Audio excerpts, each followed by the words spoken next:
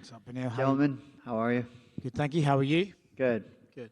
What do we make of Arman, man? He's a fiery, young up-and-comer with a lot of talent. It's an interesting matchup. How do you see him playing out? I think he's a stud. You look at him in every aspect. He can fight. He can grapple. He can strike. He can mix it up. And he's 27, I think, or 26. He's a young kid, and makes him dangerous. You know, when you're young, you grow in leaps and bounds. So I don't look at him like his last fight or the fight before that. I look at him like a better version. What could he do to be better? I look at that version and I prepare for that version. Yeah. In a way, preparing for a younger guy like this, does it keep you sharper, right? I mean, obviously you're going to be trying to grow every time, but knowing that you're fighting almost a younger version of yourself, do you have to sort of really push yourself to the edge and make sure you can meet him head on? It definitely, I guess you could say, it adds a little wood to the fire, you know, just to make sure I get up in the morning and I make sure I work all the young guys in the gym. But that's like nothing new. My like I have two requirements for a retirement. One is I'm gonna get in that octagon and I won't feel anything. When I have that, I'm done, right?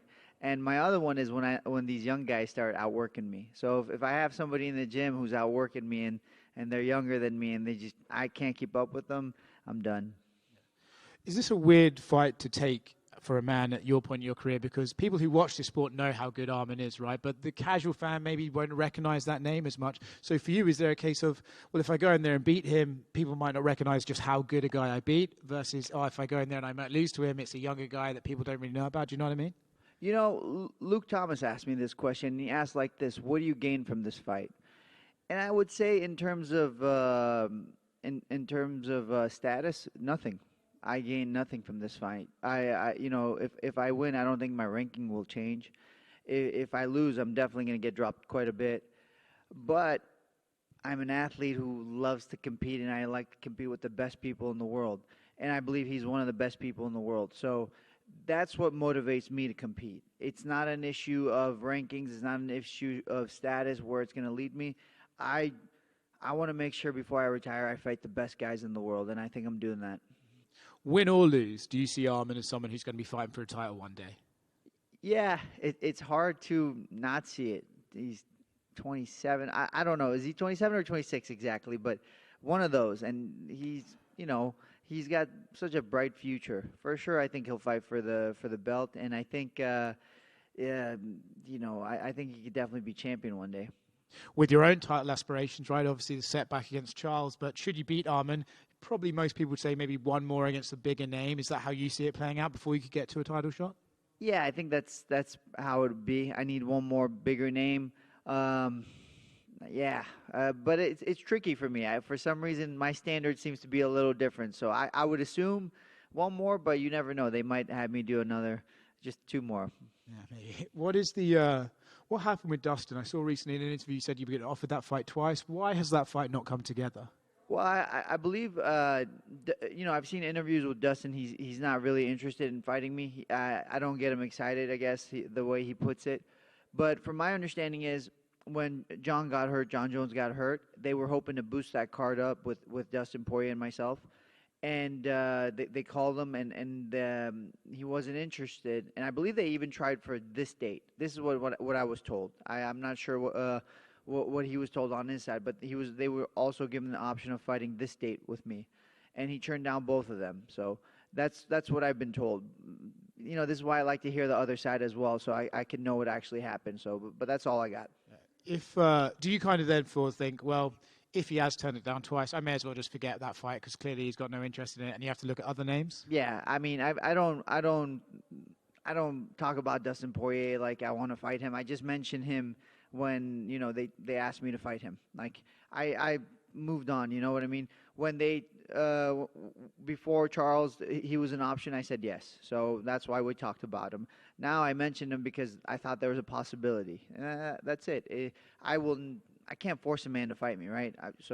I'm just the opportunity to fight a guy like Dustin Poirier would be amazing because of his skills and what he's done in this sport. But I understand his legacy, and he wants certain types of fights, and he's done what he's done in this sport. If he wants to he wants to pick his fights at this point, all the best. The reason I ask is because not for the first time in your career, should you win this, you'll be in a bit of a weird spot, right? Because the three guys above you, Gaethje doesn't want to fight until he fights for the title. Charles is fighting for the title next, and you've got Islam the champion. It kind of puts you in a spot where, who do you fight? You're going to be asked to fight down again. Yeah, which is, just don't make me fight Gamrot again. But I guess that's my only thing. Gamrot, man, that guy was such a stud. Gamrot was an interesting fight because typically when I fight, I can feel people breaking, and he never broke. And that it scared me at the end of the fight. I was like, bro, I couldn't break this guy. So I would have to probably fight down, like you said. And unfortunately, Fiziev is out. So, we'll see. This is looking so far ahead. Ideally, I would like someone ahead of me, but it is what it is. Back to Saturday then, I mean, it has all the potential of a great scrap, right? Two guys who are very well-rounded and very good in all areas. How do you see your strengths against his, and where do you have that edge against the younger guy? I think the edge is going to be in an experience. I think I'm more experienced, and I can find little things here and there to create a greater gap between our skill sets. So a little bit here, a little bit there. I'm hoping I can create a bigger gap, and then find that finish, whether it be a submission or a knockout. But the requirement is to be able to pull away slowly because our skill levels are so close, and his style is so good that I would need to break him little by little. Nice, man. Hey, Beneil over here. So how important is it, considering, like he just said, like you're kind of like in this weird spot where, all the guys above you are kind of like waiting for their title shots and sort of things like that. So if you are to have to wait and fight back again, are you going to, kind of like demand another main event slot on a fight night like this? To be honest, I haven't thought about it that far, but the word demand is kind of, I wouldn't say demand, but I look at it as a privilege. If they give me another main event, it's a privilege. I even told Hunter this. Like I texted him, and I told him, man, it's a privilege to be on this card. Because if you look at this card, everybody before me could be the headliner. This is an amazing card, and I recognize that. So to be able to headline this card, I'm stoked. And if they want to do that again, we could definitely talk about it. And, like you said, it is a stacked card. So how important is it to fight in front of a crowd, especially like a crowd like the Texas crowds that get really rowdy, especially for the main events? Man, I love Texas. I have a lot of friends here. I come here often, so I love Texas. And to be able to fight in Texas is great.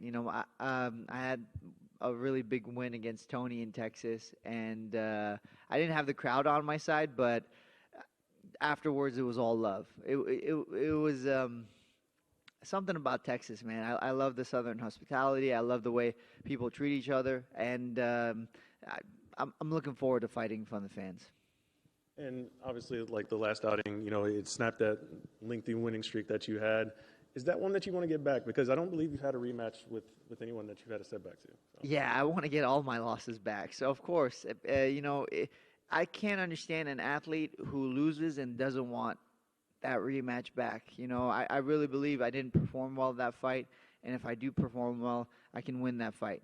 So I would definitely want that fight. But man, if you offered me right now all my losses, rematches, I would take them all. I would.